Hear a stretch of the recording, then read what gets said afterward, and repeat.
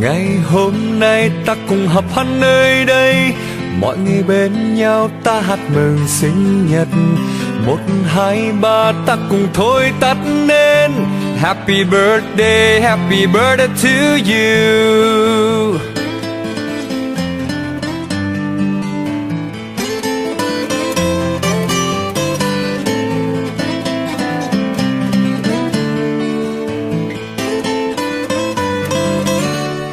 On this day all together we'll be, and we'll all sing for your birthday. 1, 2, 3 we blow out the candles.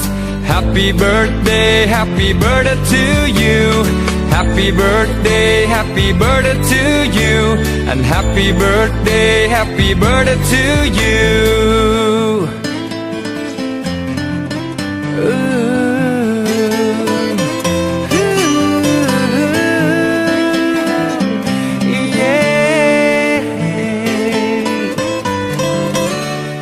Ngày hôm nay ta cùng họp hắn nơi đây, mọi người bên nhau ta hát mừng sinh nhật. 1, 2, 3 ta cùng thôi tắt nên Happy birthday to you.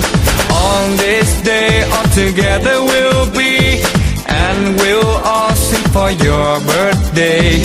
1, 2, 3 we blow out the candles. Happy birthday to you. Happy birthday to you. And happy birthday to you. Yeah. Come on.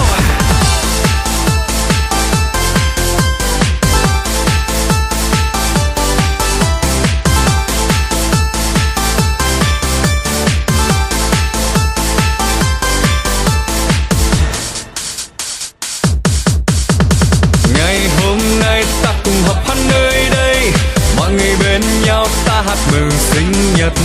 1, 2, 3 ta cùng thôi tắt nên Happy birthday to you.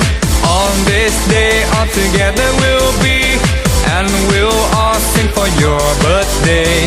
1, 2, 3 we blow out the candles. Happy birthday to you. Happy birthday to you. And happy birthday